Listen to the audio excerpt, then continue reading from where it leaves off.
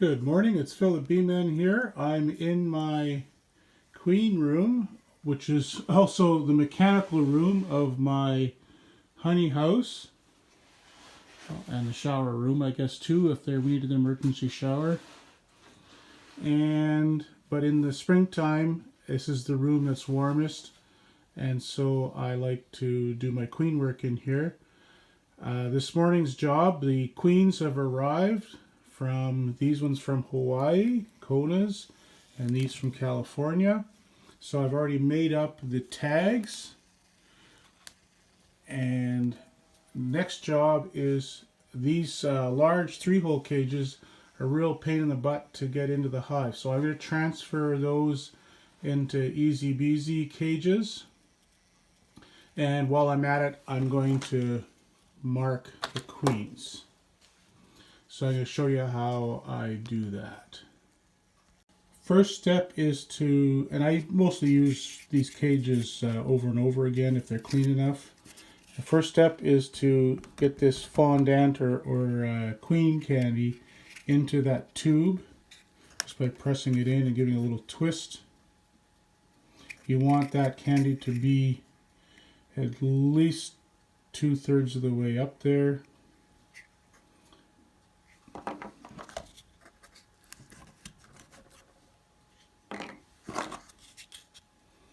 So I need 26 of those. I won't tire you with all of it.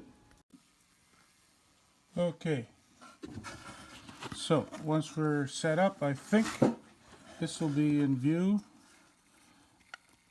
We're going to pry, and sorry, I was wrong. These larger cases are the Konas, not the smaller ones. So I'll have to, and then the queen will walk out. You grab her, and she's okay to kind of hang around in your hand, and then you poke her fast. And that's why you have a wire screen.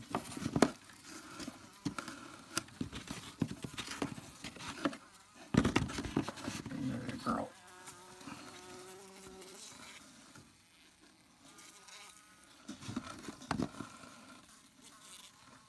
This is a squirmy one. Holy smokes. There you go. One.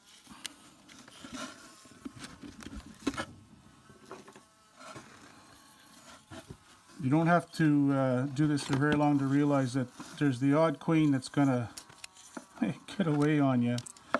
And so that's why you have the box. Not to say a queen couldn't probably fly around out the armhole or something, but the chances of losing one with this setup is pretty low. I've never had one get away on me.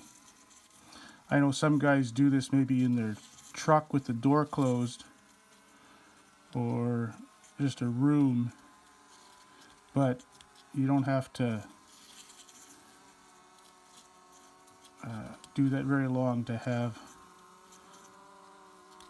Start looking under your seat cushions for a queen. That gets old pretty quick.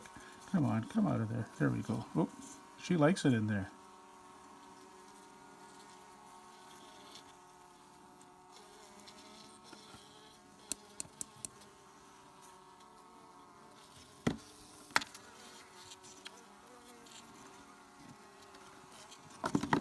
And you don't want to squish them.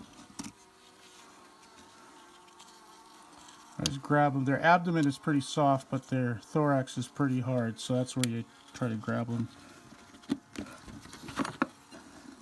And by the end of this, all the attendants are also squirming around in here. I'll vacuum them up at the end. There's probably nothing wrong with them. Oh, I didn't get a cage ready.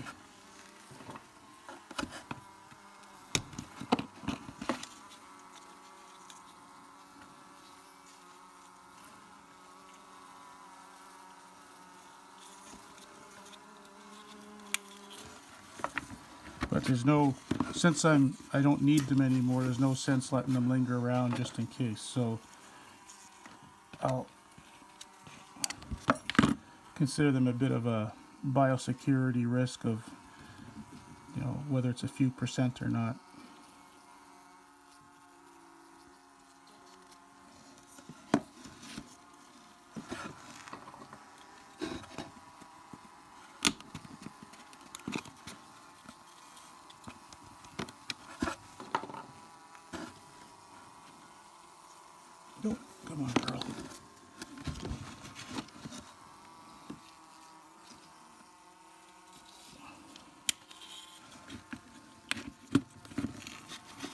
then every once in a while I'll get all the extra crap out of here.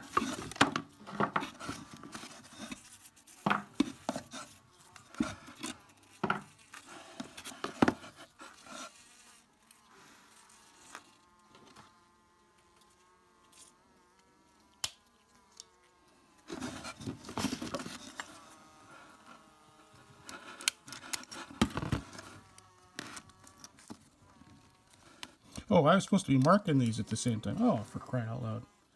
Okay, well, that's the trouble with making these videos, is you think you're a rock star instead of a working man.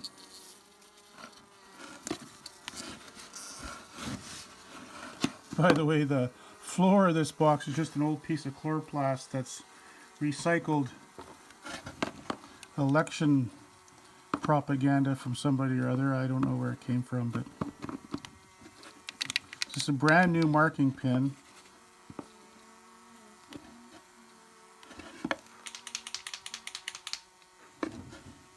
There we go. Okay.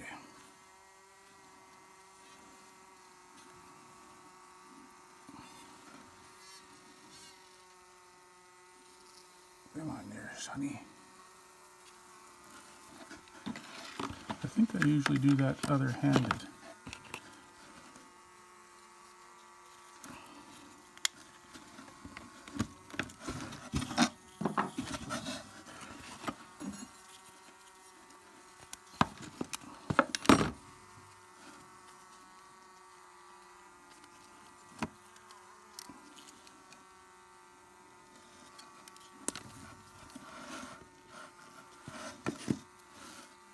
Okay, let's try it this way. I'll hold her in my strong hand.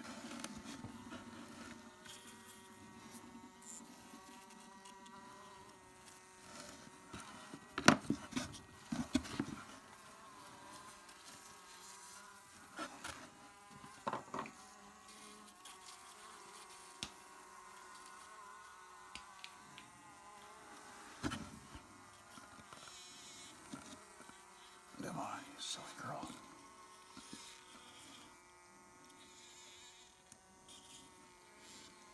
Yeah. There you go. Okay. Okay, you get the idea about that. I'll do the rest of these on my own time, and it'll probably go flawlessly when no one's watching, and then I'll pick up at the next step. Okay, so now we're on the Kona cages, and these ones come with a plastic tube and the candy pre-filled, and you have to remove the cork. So again, I'll do this inside my little containment device here, so that if a queen does get away on me, pretty unlikely, but queens aren't cheap, so that just goes in like that.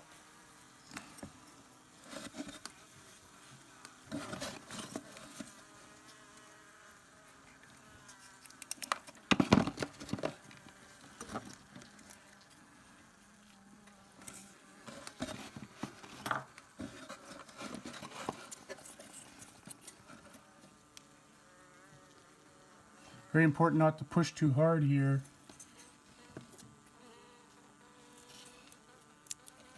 Now you do have some candy filled in these holes, so the queen could only get out if you knock that loose.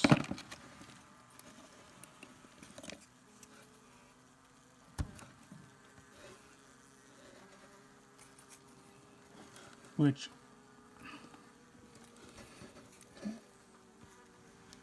isn't impossible. And some of these have more candy than others. Some of them, the cork is more stuck than others. Doing this in the field would not be a whole ton of fun. You can see there how that pulling that cork out did clear most of the candy out of that hole.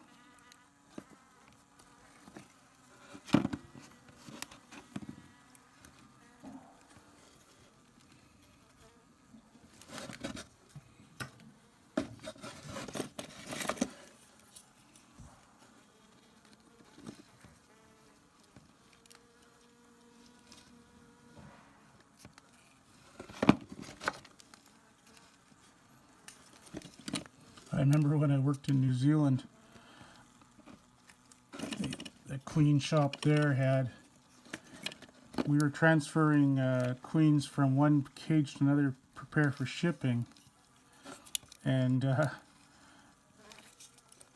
every once in a while, I mean, we were pretty good about it, but once a day a queen would get loose and it would fly to the window, and then we'd all be running around trying to catch it. And then the gentleman who owned the place, he thought that was that much handling on the queen was a risk, so then he wouldn't ship it. So it was a loss.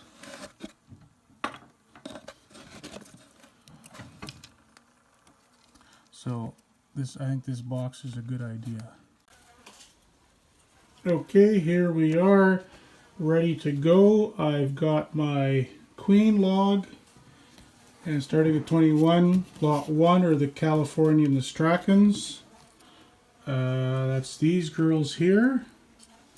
And then lot 2 are the Konas that I transferred from their 3-hole cage into the Easy Peasy cages, lot 2. And these are all going in the 4th month. Okay. Last step in getting these queens ready is to stock these JZBZ cages with some attendants. It's only going to be an hour or two before they're in the hive, but they still should have some attendants. I've got this shaker funnel with an excluder on the bottom over the battery boxes, and I found a couple frames of brood with young bees on it, these open brood in between the finished brood. So now I'm going to shake those into the funnel.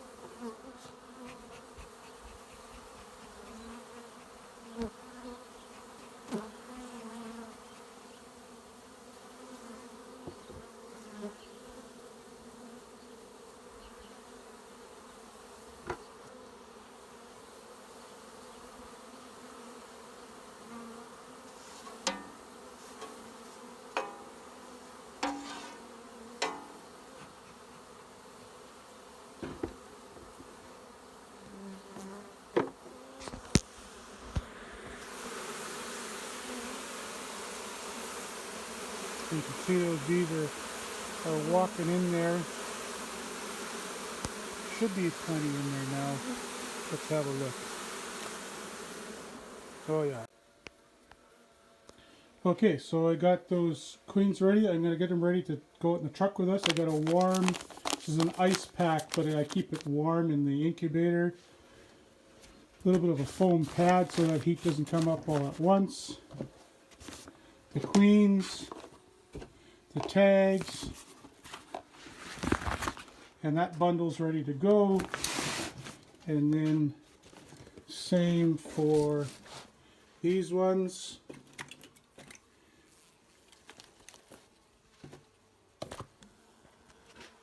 Oh, I should have put the foam in there first.